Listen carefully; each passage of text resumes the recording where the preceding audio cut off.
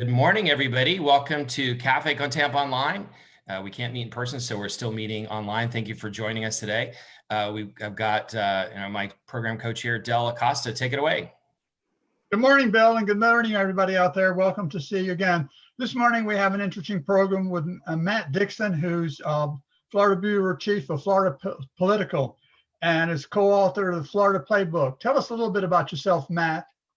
Well, as Del mentioned, I'm the bureau chief at Politico Florida, and a lot of times when people think about Politico, they think of it as a DC-based organization. That's where our headquarters is, but we have 4 state bureaus, including here in Florida. Me and 5 other colleagues are based up here in Tallahassee, sort of covering the politics of the state, but also our day jobs are mostly covering the legislative session when they are in Tallahassee. So we kind of have a dual focus of the legislature and the campaign trail. Well, thank you and welcome this morning. For anybody watching, please, the idea of doing this is that we share information broadly and give everybody access to information and great speakers. So if you wouldn't mind, please like the Facebook post and share it with your friends so other folks can watch it. And if you have any questions, you can post either underneath the live feed if you're watching on your phone or to the right if you're watching on your PC. Matt, tell us about, you did a cover story in Politico last week that has several political elected officials from Florida, and you speculated about the 2024 election. So I know that seems like a long way off, but it's a good distraction from the current crisis. Can you tell us how you think Florida might play a role in 2024? I know, right? There's folks who are already sick of 2020, but I promise there's the contours of the 2024 presidential election is difficult as that might be to fathom are already kind of shaping up. And there's candidates, Republican candidates. We focused on the Republican primary because there's no Democratic candidates in Florida who really have national aspirations quite yet. The Republican field is going to have candidates from all over the country, but there's a good chance that at least 1 or 2 are from Florida. And we did a magazine piece looking at 4 contenders here that are sort of actively jockeying at this point. Governor Ron DeSantis, the 2 senators here, Marco Rubio and Rick Scott, and then Representative Matt Gaetz, I'm sure most of you know, has become a bit of a national figure. And they have sort of teams and strategies in place with an eye toward a 2024 presidential run. Now, that's by no means a guarantee that all 4 of them run, and all 4 almost certainly will not. There's only a defined few set of lanes in Florida. Only 1 or 2 candidates are probably viable. But I thought it was interesting enough to we talked to almost 20 people about it, that the horse race for 2024 is sort of the pre-2024 primary is really well underway here in Florida. And we were able to sort of flesh out some specific examples and kind of how these guys are talking to donors and really sort of laying the groundwork for what each hopes will be a national run. Now, in politics, people fail all the time, and some of these guys aren't going to make it. But as of right now, when they look in the mirror, they all see presidents looking back. Could you maybe go through, and without giving too much away from your story, and it's at politico.com, I think, right? That's right. Could you just kind of give us a short briefing or handicap of how you think each one is lining up? Sure. Well, the way we looked at it and the way we kind of framed it is in tiers of interest. And the top tier guys, as we kind of see it at this point, are Governor DeSantis and Senator Rick Scott. The 2 kind of famously have this simmering political rivalry. They've never gotten along that well. They've butted heads.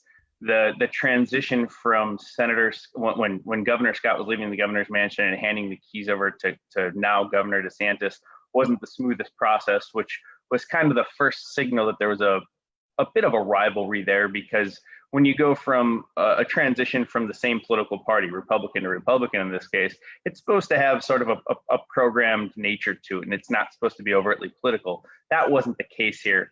And throughout Governor DeSantis' first roughly year and a half in office, Senator Scott has sort of notably never been on the same page with him. So when their rivalry or their certainly at least not being on the same page became more public, became, this idea that it was definitely a thing, sort of folks started pointing to 2024 saying, there's a former governor and now a U.S. senator from the biggest swing state in the country and the current governor from the biggest swing state in the country.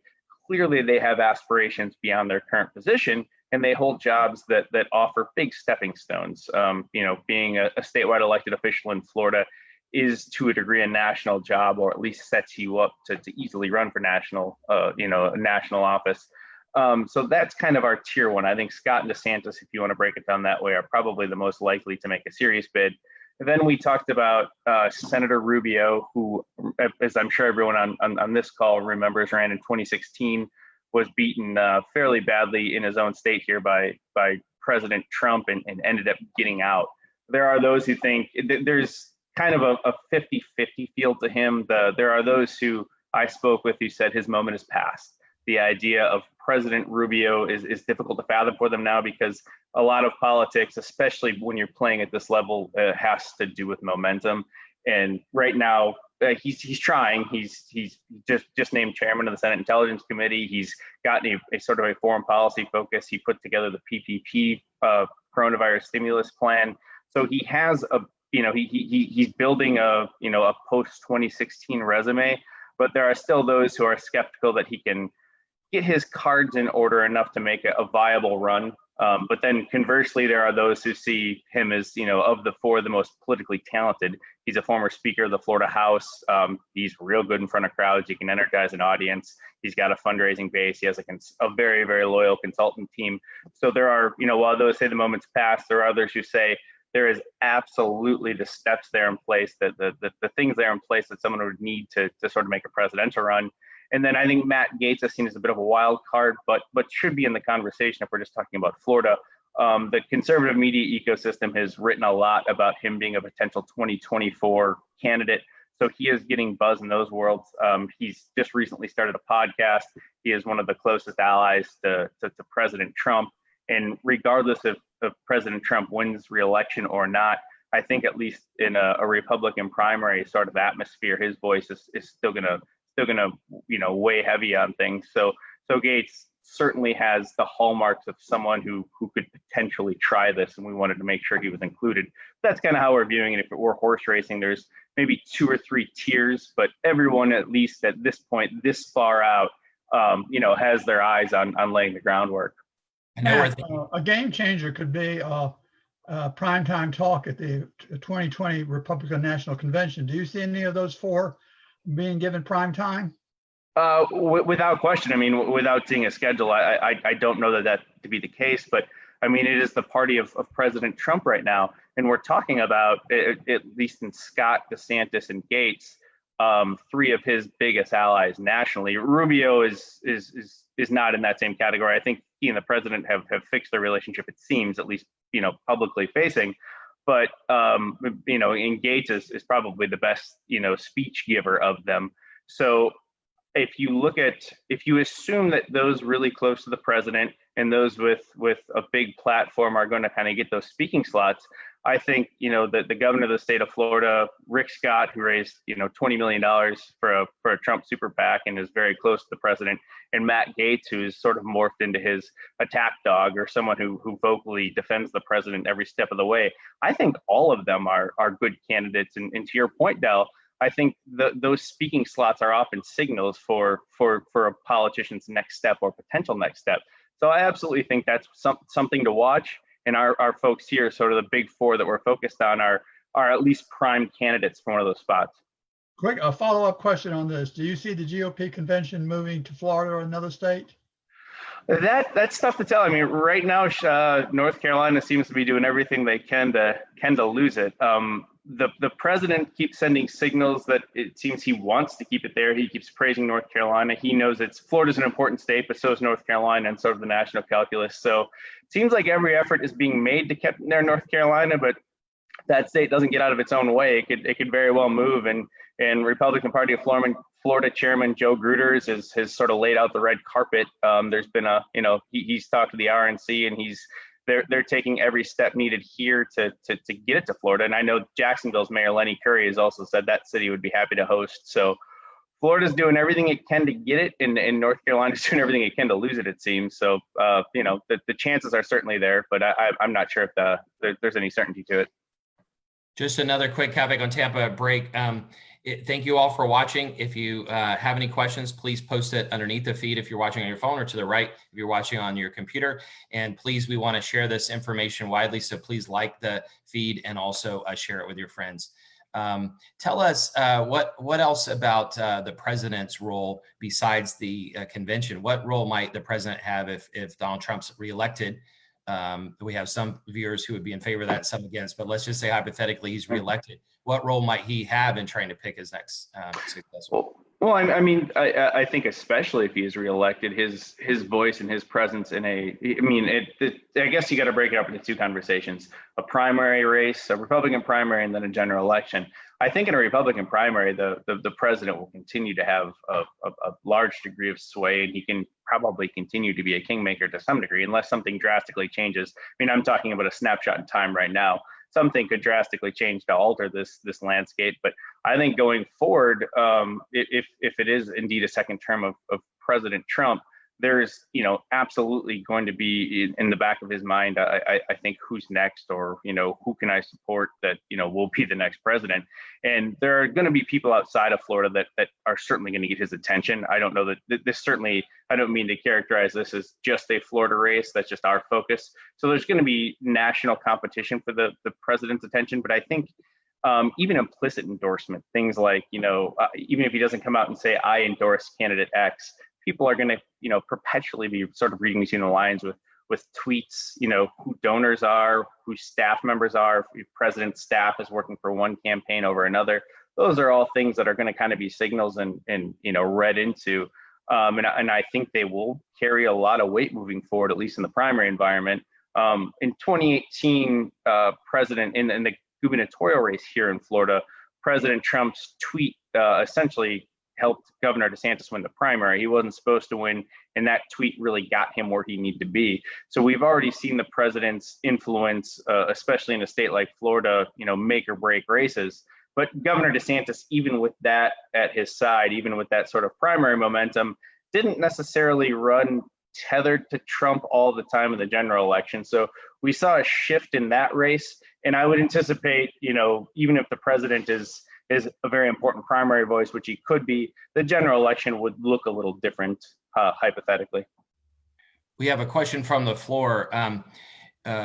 Could you comment on the senatorial states in play, and maybe at the same time tell us, what people you might see lining up in Florida if either of our two senators runs in 4 years? Well, I would think, that depends on a domino effect. I guess, for instance, if Marco Rubio were the guy, I think someone probably like Matt Gaetz, or I would even keep an eye on like Attorney General Ashley Moody. She is becoming early in her term, she was kind of quiet, not making a lot of noise. She has kind of jumped onto some more political messaging and things that are helping, capture attention from the political side, not just the policy side.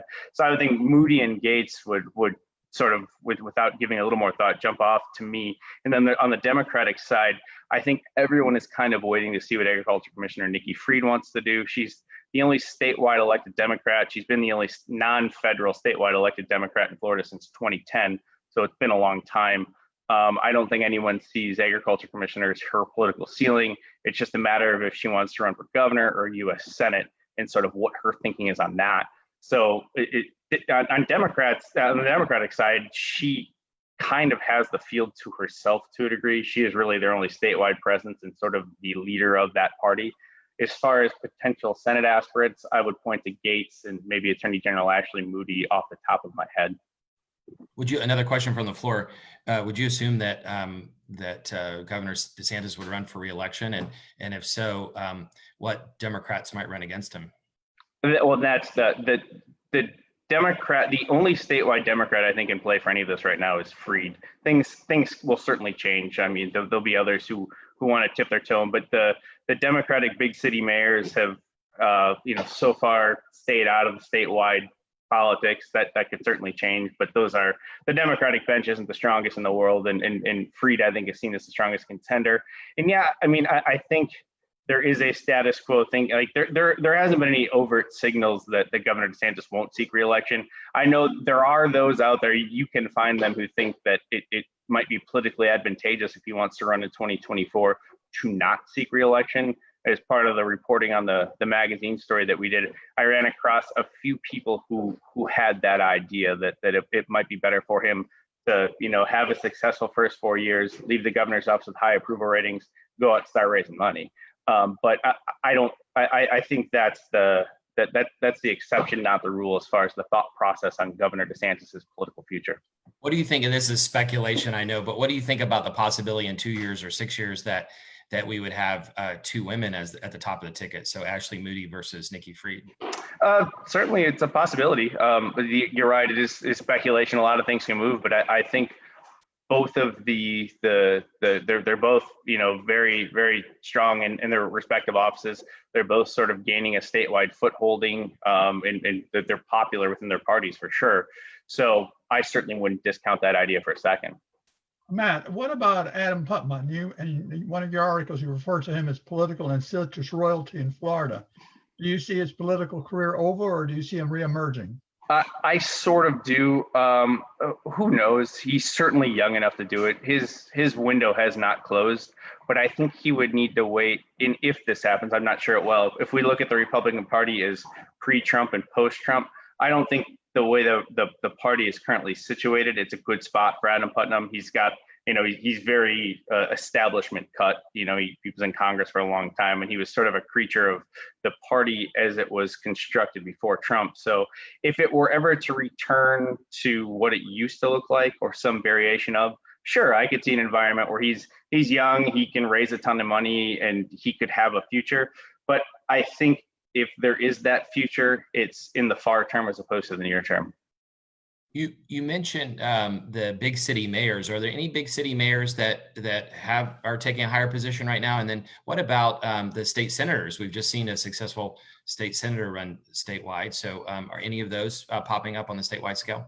Yeah, I actually don't know, because there hasn't been a Tampa's mayor. I'm not actually sure. I'm not as familiar as some of the other ones, like Mayor Dyer and well, I guess Lenny Curry's probably on the other side, but he has probably, at least considering statewide aspirations. But there has been this, I guess, generally there's been this long dynamic of the Democratic bench has been in, big city mayors previously, Mayor Buckhorn there and Mayor Kreisman and Dyer and Orlando, that those were seen as perhaps the biggest players in Florida Democrats bench, but they have never taken the leap to go statewide, and that's what I was referencing earlier. But Tampa's current mayor, I don't have as quite a feel there. Perhaps she should be on a list, but that's not something I know quite enough about. But the general dynamics of Democratic big city mayors not sort of being they're generally in the rumor mill of, what if this person runs for this, or this person could run for this, but that never really pans out.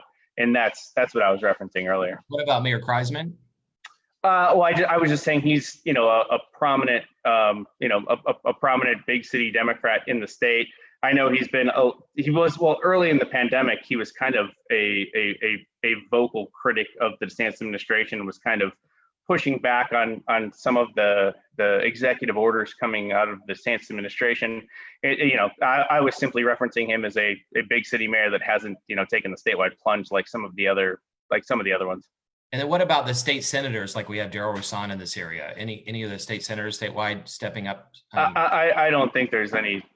Well, I shouldn't say for any of the state senators. Someone will inevitably emerge, but generally, there's kind of I think a more natural progression for state senators is to run for Congress. I know there's been those who have pulled it off, but I don't see any right now that would have, that immediately have sort of a statewide type political portfolio. Just a reminder, Del, real fast. Anybody who's watching, please, if you have a question, post underneath or to the right, depending on how you're watching it. And we're happy to ask your questions. And if you haven't already, please like and share this. We want to make sure that we give as many people access to this information as possible. Del, go ahead, sir. Well, I was just going to ask you, you've mentioned a lot of names that we're familiar with in the Tampa Bay area, but statewide, is there any sleepers that you see as potential candidates that could be emerging in the next couple of years? No, I guess a sleeper is on the Democratic side, it's hard. I know that I don't know that sleeper applies because there's some talent.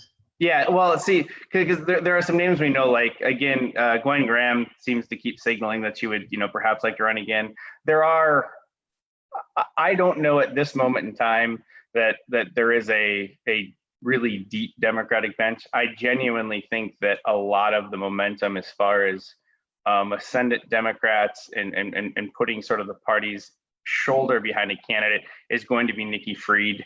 I'm sure over the next session or two, and here's where things will begin to, someone can begin to define themselves. Over the next legislative session or two, I'm certain someone is going to sort of, take on a more vocal role, take on high profile policies and perhaps start to emerge as that person. But as we sit right now, I don't think there's one in the 2020 cycle for sure. And since we're a little ways out from the next few, I think there's going to be a time for folks to kind of define themselves. But right now there's, as far as the names of people who could run statewide on the Democratic side, I think a lot of the names we already know. What about a question from the floor is, are there any congressional seats in Florida that you think are in play? Yeah, there's Miami is becoming increasingly a swing seat, a swing area every single cycle. It actually, that means since the Carlos Curbelo, what used to be the Carlos Curbelo seat, it went every single cycle, every 2 years, that it gets national attention. The DCCC and the Republican Congressional Group all focus money, time, and ads there. So that is going to be one that I think is on everyone's radar, even including nationally. But that is that's a cycle after cycle story. You haven't mentioned anything about COVID-19. How do you see that impacting the current political situation in the 2020 election? I think it's everything. It's Florida specifically being a national swing state. If things, I think it's two stories. I think the public health element and the unemployment elements become kind of its own silo.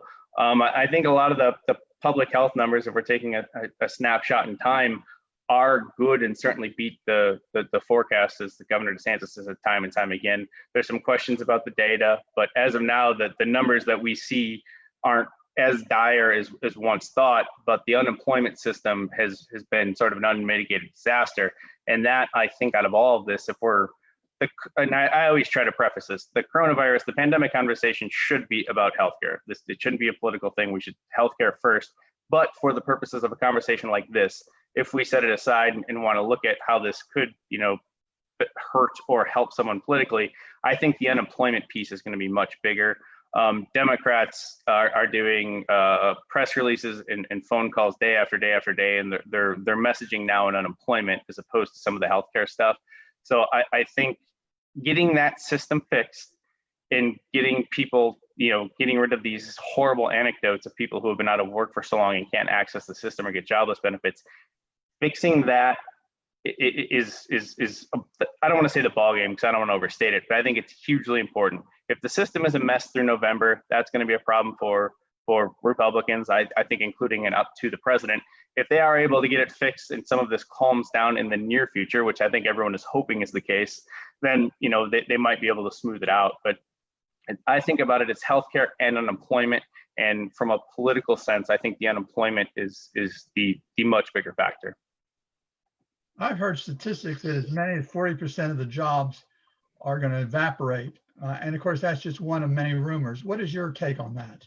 Yeah, I mean, the poll after poll after poll for a very long time has always indicated that the economy and jobs is sort of the thing that's the foremost on people's minds. And yeah, we're at 13% unemployment right now. That's, obviously you can't blame any one politician for that. And I don't think anyone is going to, but sort of the general malaise and folks being dissatisfied with their current lot in life, it can't, when there's this number of people who are, one, unemployed, and two, stuck in a system where they're having a difficult time getting benefits, I don't think there's any opportunity where that's not going to have political ramifications, where people aren't going to, take that with them, when they vote by mail, which is in the news, or go to the ballot box. So I think the economy, without question, is going to be impactful. I don't think there's been an election where it hasn't been, and this just happens to be a particularly bad one. And it depends on who, voters want to blame for that. So we have a question from the floor. What do you think will be the impact of the current ruling on the former felon right to vote? Well, the governor's administration says they're going to appeal. So as of right now, we don't know. I don't. There might be some numbers floating around, but as far as the partisan breakdown, I guess, of those impacted, I have not seen. But I think right now it's going to be a holding pattern if I don't believe they've formally appealed, but the governor, the administration has said they are going to. So as of right now, there was that major ruling last weekend, but assuming he does go through the appeal, it's still kind of a bit on hold. I have to ask you, since you're covering Florida, and Florida is famous for lots of crazy stories. There was a story, I don't remember, I apologize, I don't remember if Politico covered it or not, but there was a crazy story a couple of weeks ago about David Rivera's consulting firm. And Yes. can you tell us about that? And are there any other kind of quote unquote Florida stories that you can tell us real fast? Well, that was driven by the Miami Herald. So the specific reporting level I'm not super familiar with, but the general idea was he had a consulting firm that was paid quite a bit of money by folks tied to the regime in Venezuela, which is obviously, especially in South Florida, but throughout the state, obviously a very big hot button issue. But the larger, there's Florida man, and then there's Rivera man. And the Rivera man could really be its own category of story, because David Rivera has, a lengthy political, he was former member of the state legislature, former member of Congress, as I'm sure most people on here know. And he actually ran for the state house and lost a few cycles ago, but he is perpetually in the news, and he is perpetually in the news for all the wrong reasons, but he's never really gotten in any trouble. So it's sort of this, interesting escape act or towing a line that David Rivera is very, very skilled at, of doing things that net really shady headlines, but not really, ending up with $1 million consulting contracts instead of legal troubles. That's sort of the David Rivera story. Any other stories like that you're tracking around Florida? Nothing to the degree of David Rivera. That's sort of its own category. But no, right now, unfortunately, for any number of reasons, we're sort of bogged down in the coronavirus day to day. The governor's briefings and how the administration acts is really sort of driving our news cycle. I got some time to step back and spend some time looking at 2024, but from a day to day basis, sort of the incremental movement on how the state responds to coronavirus is really sort of dominating my time. Del, do you want to ask a final question? Well, I think this has been very informative. Just real quickly, what is the Florida Playbook? Florida Playbook is our morning free newsletter. We do a little bit of analysis at the top and try to highlight and summarize the biggest things of the day. And then if you don't have time to go to a zillion different websites, we try to bring, every individual story that has to do with Florida politics, or we even have a Florida man section kind of touching on the crazy and weird of the day. We put it all into one place. So it's a mix of a little bit of analysis of the biggest news of the day, and then sort of a roundup of stories that, we hope our subscribers find interesting. Great. Del, I think you also want to thank our board members. Well, as everybody knows, Café con Tampa is a 501c3, and we're made up of board of directors. Bill and I are on the board, but our president is PJ Somerville, our vice president is Sandy Reef, and our secretary of treasurer is Barbara Deacon. We meet on a regular basis and are trying to figure out, as well as any other business, where we are today and where we're going to be in the future. We're looking forward to meeting in live again at the Oxford Exchange in the future, but we're waiting on the state and federal government to give us the go-ahead. So we're here, but I do want to acknowledge that our board is still functional and working. Great, thank you. And thanks so much for everybody for watching. If you haven't already, please like the post and share it so your friends can see it. Matt, any final thoughts or suggestions, ideas? No, well, I would just suggest subscribe to Florida Playbook and check us out at politico.com. And I thank you guys for having me, and I hope you guys enjoyed.